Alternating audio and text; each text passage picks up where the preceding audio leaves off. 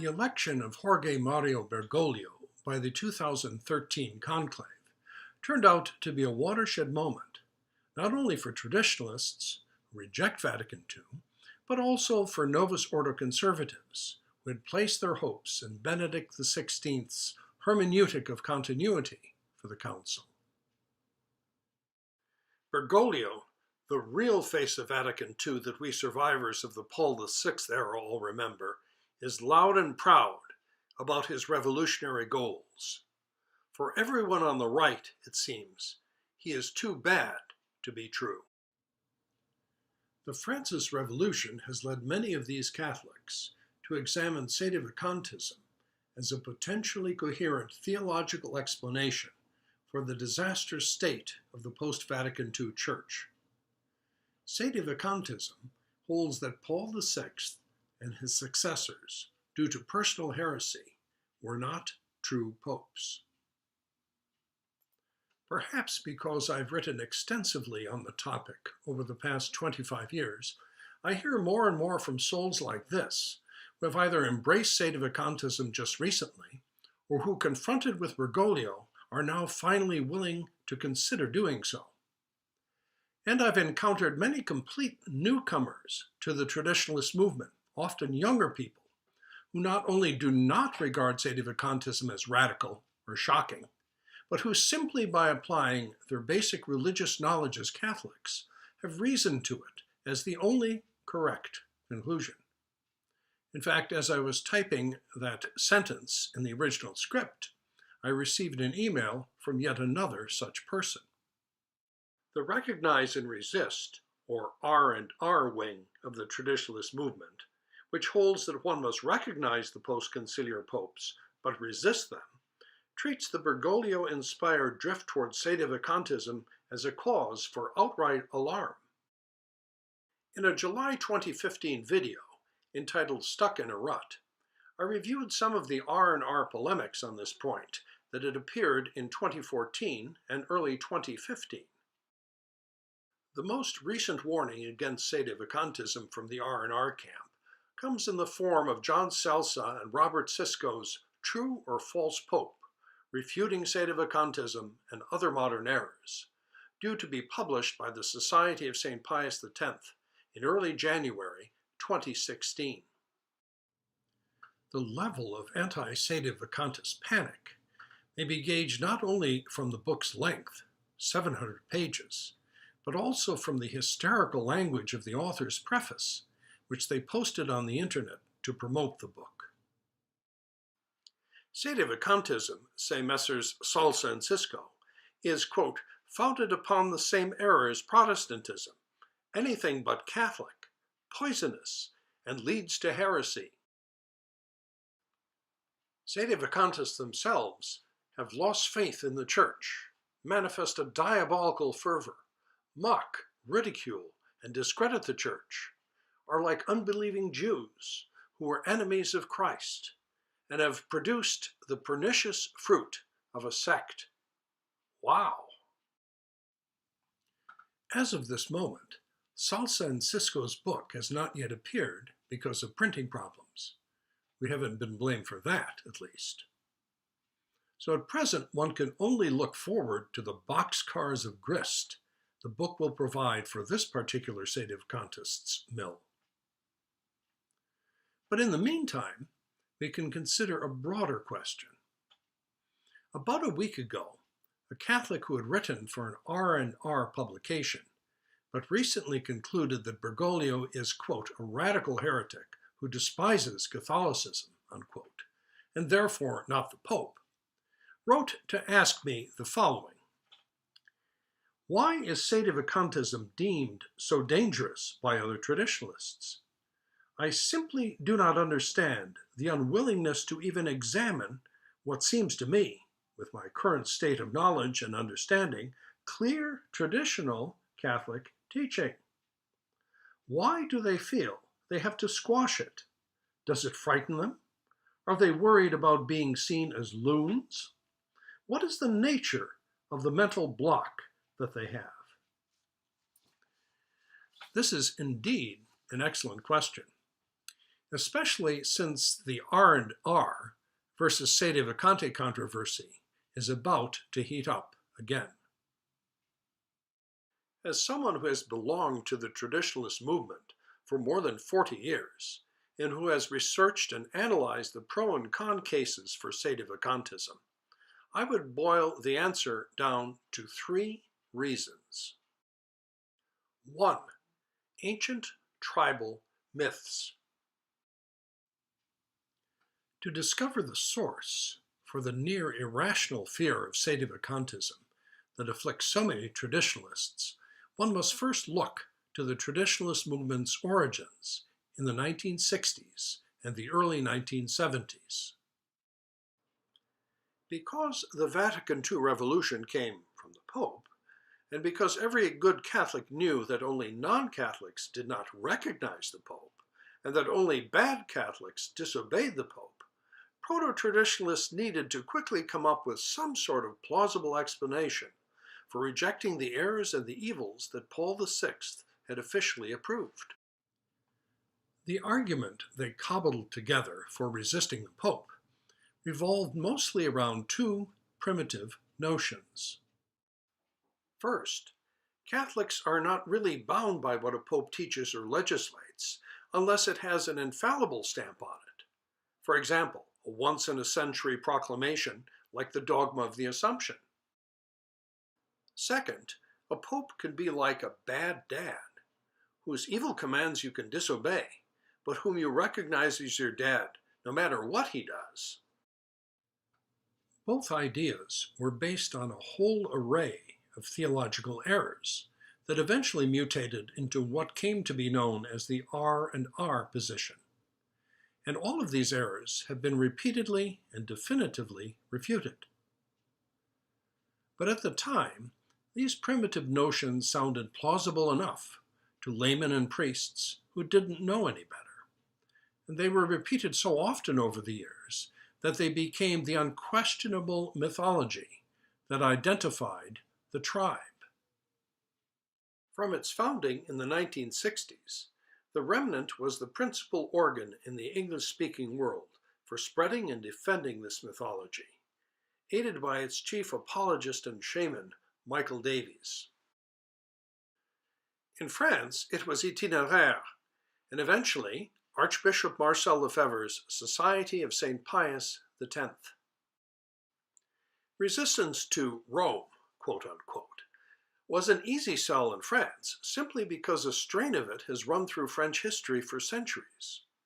Gallicanism, the Petite Église, the French anti-infallibility faction at Vatican I, and the French political right-wing's anger in the 20th century over the papal condemnation of Action Française.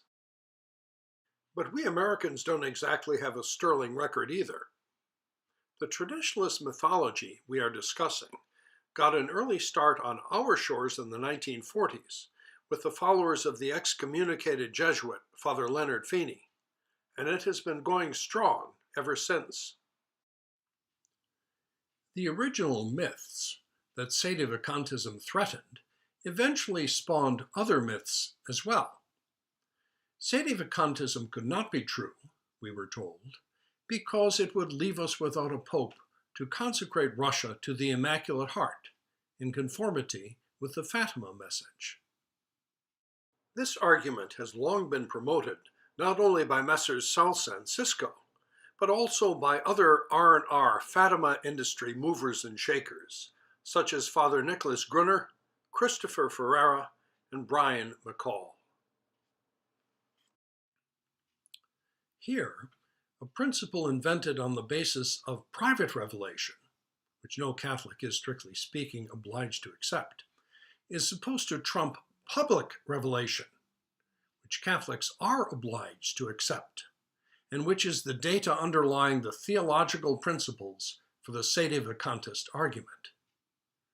The tail wags the dog. Finally, if you have been raised in the R&R camp, you have been taught to fear sedevacantism as schism. If you overcome your fear sufficiently to investigate the position, to raise legitimate questions about your tribal myths, and to insist on coherent answers based on principles found in the writings of pre-Vatican II theologians and popes, you are told that you are proud. The latter in particular is a trick employed by Society of St. Pius X retreat masters, who are supposed to give at least one conference aimed at indoctrinating retreatants into the Society of St. Pius X myths. Bad spirituality covers up bad theology. Cowardice and human respect. Though false, the foundational myths like no infallible stamp, no obligation, popes can be bad dads, are easy to explain to relatives or acquaintances who may inquire about your chapel's relationship to the diocese and to the Pope. Such folks may be a bit uncomfortable with the idea of infallibility anyway, and most of them have surely known a bad dad or two. Even if someone is a bit skeptical about your answer, he won't take you for an extremist or, gasp, someone who actually takes religious beliefs seriously.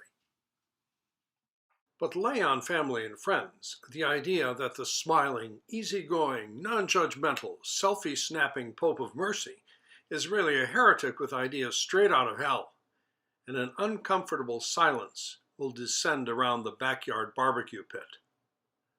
The speaker is immediately pigeonholed as extreme, fanatical, or vaguely disreputable. So inevitably, many traditionalists are inclined to reject sedevacantism or to poo-poo the issue of the Pope as unimportant, due purely to cowardice and a desire for false human respect. Even though sedevacantism may be true, they might say, what will people think of me if I say Francis is a heretic or a false pope? It's easier to stick with R and R. But there's no need to let human respect force you away from accepting the truth and to prevent you from explaining it in a way that will not cause offense. The late Father Paul Wickens brought up the issue in a letter to me in the 1990s when he asked, "But how can I tell Aunt Helen?" This prompted me to produce both an article and a video by that name to answer his question. A simplified version might go something like this. Baptism and faith are requirements for belonging to the church, and a public sin against the faith, denying or doubting some dogma, puts you outside the church. Catholic theologians, and even one pope, taught that this disqualifies someone from being elected a true pope, just as being born outside the U.S. would disqualify you from the presidency. This is obviously the case with Francis because he has said, and then here, you fill in the blank with the Bergoglian howler of your choice. Now, that wasn't so hard, was it? And anyway, we're not talking about the recently retired modernist Ratzinger all duded up in the papal furs of yesteryear.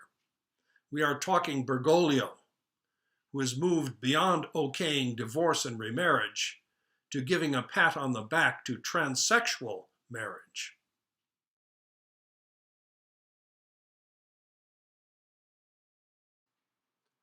No market appeal.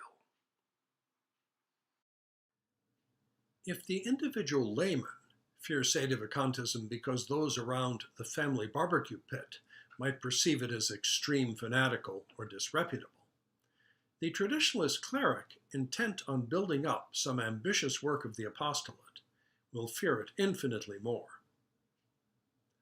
Unlike R and R's consoling and primitive mythology, sedevacantism is viewed as a hard sell. Moreover, one must understand a few basic theological principles in order to see that it is entirely reasonable and completely in conformity with Catholic teaching. Thinking, too much work. Sedevacantism would not therefore appeal to a wider market base for moral or especially financial support, which would get you institutions like these. SSPX realized this from the beginning. So no matter what occasional hardline statements its leadership made about Rome over the years, the organization always returned to its original papal mythology. Why change a winning formula when for 45 years it's been the goose that's laid you golden eggs? But once again, this is not just a French disease.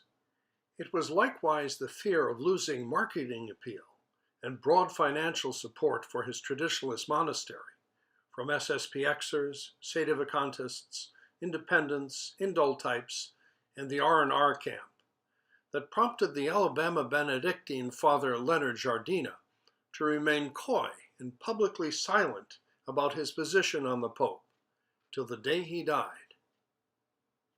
His monks all left, and the monastery property was turned over to the Novus Ordo.